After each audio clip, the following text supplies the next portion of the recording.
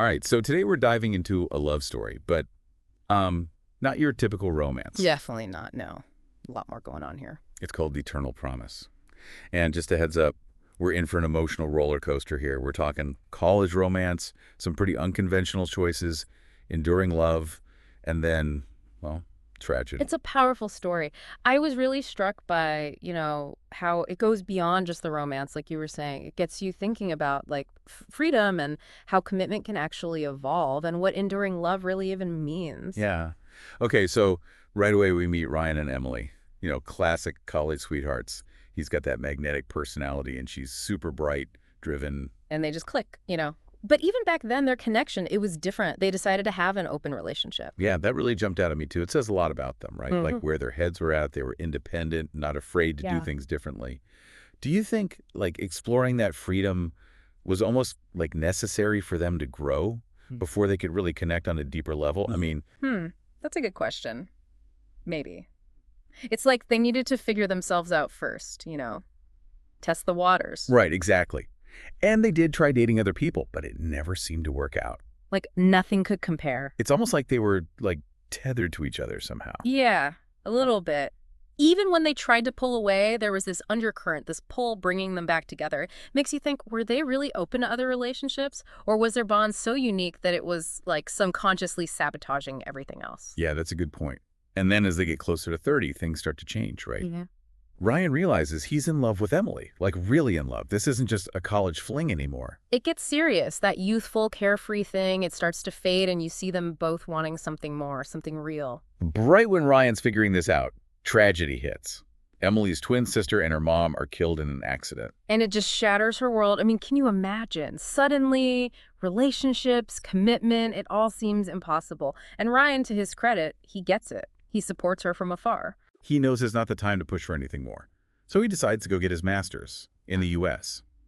Even more distance between them. Such a tough situation. But it makes you think, sometimes does distance actually, like, make a bond stronger? By giving Emily space, Ryan's love, it becomes something else, Understanding, selfless. They don't cut off contact, though. They're still talking, writing, proving that their bond, it can handle being apart. It really goes against that whole idea that you have to be physically close to stay connected, Like, their emotional intimacy, it grows even though they're miles apart because they get each other, they've shared so much. And then, after 5 years, fate steps in again. They run into each other at a friend's wedding, and bam, that spark is back. Oh, it's like something out of a movie. Proof that some connections, they just don't fade no matter how much time passes or how far apart you are. Right. And Ryan, he's not the same guy anymore either. He's grown. He's had time to think. He decides to go back to India to be with Emily. That's a huge moment, right? Not just geographically, but for him personally. He's not that carefree college kid anymore. He's been through stuff, learned things, and he knows what he wants. And he's willing to fight for it. So they reconnect. It's like no time has passed at all. Long walks, reminiscing, just enjoying being together. And then we see Ryan getting ready to propose. He's ready to take that leap, finally. And you know what? Emily was going to propose too. Wow. Seriously? Yeah. They were both ready, both on the same page, one in the same future. Crazy. Right. That changes things, doesn't it? It's not just one person chasing the other. It's like their desires completely align. Makes you wonder if all relationships, when they're really meant to be, reach that point. It's beautiful, right? And then just as they're making wedding plans, tragedy strikes again. Emily's in a car accident, hit by a drunk driver. It's brutal. Life can be so unfair. It's like a reminder that we're not really in control, that anything can happen. Ryan is devastated, obviously. He loses Emily twice, basically. Yeah. At her grave, he makes this vow to love only her forever. You can feel the pain in that promise, the desperation. It's so powerful, but it makes you think, can you really do that? Live a whole life, maybe meet someone else and still hold on to that promise? Tough questions, for sure. And that's where we'll pick up in part 2. Welcome back. So we left off with Ryan making this huge vow at Emily's grave. And I think to really understand what comes next, we have to, grasp the impact of her loss. All that history they share, the future they planned, gone. Yeah, it's like a double loss, right? First her sister and mother, and now this.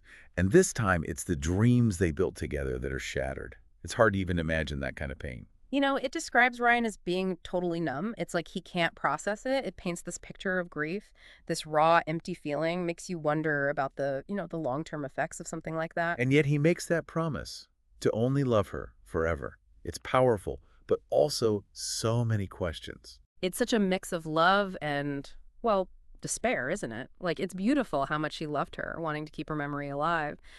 But is it even possible to actually keep a promise like that? What happens when you move on with life, maybe meet someone new? Yeah, it makes me think about like how we're supposed to grieve. There's this pressure to heal, to find new love, to get back to normal. But what if normal doesn't exist anymore? Right. Grief has its own timeline, Mm. and pushing people to conform, it can actually make things harder. Ryan's vow, it's heartfelt, but it could almost trap him, keep him stuck in that mourning. Like he's pulled between the past and the possibility of a future. Tough spot. Exactly. And that's the core of eternal promise, right? Love, loss, promises. But it also makes us think, can you cherish someone's memory without letting it consume your life? It doesn't give us any easy answers, which I kind of appreciate. It leaves you with these questions, these messy feelings. And that's what makes it so real. Life is messy. Grief isn't always neat and tidy. There's no one right way to move on. So where does that leave Ryan? Can he let go of the past, even a little? Or will this promise hold him back from ever, maybe, finding love again?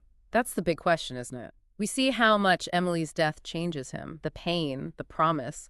But will that vow ultimately become a burden? Will it prevent him from living fully, finding happiness? It really shows how even promises made with the best intentions, especially in moments of grief, can have these like unforeseen consequences. It's about finding that balance, honoring the past, but still, being open to the future. And that's what we'll explore in the final part. What happens to Ryan? Does he find a way to reconcile his promise with the possibility of a new life, maybe even a new love? So here we are, the final part of Eternal Promise.